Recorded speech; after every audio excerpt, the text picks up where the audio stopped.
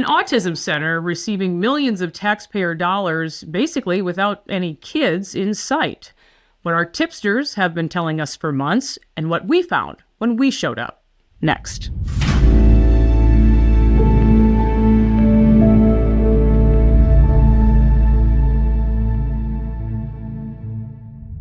Alpha News reporter Jenna Gloeb is with me. Jenna, thank you for being here.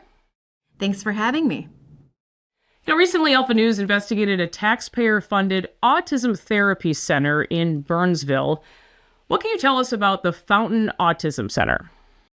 Liz, this started as a tip from a nearby business owner who said this facility is almost always empty. When I looked it up, I found the center had billed the state nearly $2 million in the last 2 years, which made me take a closer look at what's going on. Fountain Autism Center LLC is owned by Shamarka Hassan and Sadiqo Harouzi Abdi Ali. But nearby tenants have been joking how it's a fake business and almost always empty. They recently decided to take matters into their own hands and have recording surveillance videos for months now. The videos show only a few cars outside and few people coming in and going out of the center. Yeah, it seems those surveillance videos are very telling about what's going on. We've been hearing, though, a lot of similar stories, Jenna. Similar businesses, empty spaces. Obviously, you have fraudulent billing and fake meal sites, part of the Feeding Our Future scandal, the largest COVID fraud scheme in the country happening here in Minnesota. But there's also been a housing program recently shut down over phantom claims by DHS, and also reports about autism therapy costs exploding in the state. So we wanted to take a look inside the center and see for ourselves. I stopped by Fountain Autism Center during normal business hours. Take a look. Here's what happened. Yeah, I'm just wondering, do you guys have openings? Sure. Like for the center specifically? Yeah, for the autism center? Yes, we do actually. We don't have a wait list. We're just interested on taking a look at the center. Yeah, sure. Let's go. Thank you. Coming in. Do you have people here at this time? Currently right now at the time, just not right now because it's morning and most of our kids are at school. Oh, okay. But yeah, this will kind of just be the playroom. We do ages from 2 to 21. That will be our bathroom, so we do 2 to 21. Okay. Then our kitchen, we feed the kids, we provide them with food as well as snacks. And then we have the curtains that the kids, we just separated them with like cubicles in their own space and get one-on-one sessions with behavioral therapists as well. Okay. How many do you take at a time, or how many do you have?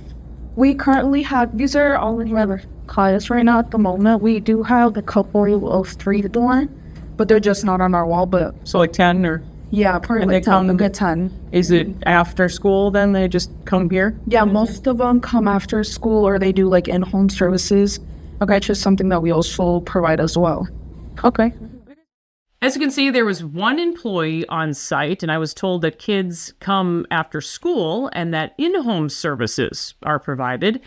I did see posters, several rooms, a kitchen there, but everything, I'll be honest, seemed almost untouched in a way. And again, no one else in sight. What you found out that the center doesn't need a state license to operate, and again, is taking in millions of dollars. That's correct. As part of Minnesota's Early Intensive Developmental and Behavioral Intervention Program, also known as EIDBI, businesses are not required to have a license. Even more concerning, the Minnesota Department of Human Services told Alpha News there are currently 85 open investigations of autism providers in the EIDBI program. When we reached out with questions, the owner of the center, Harouzi Abdi Ali, disputed the lack of activity. She said the majority of services happen off-site.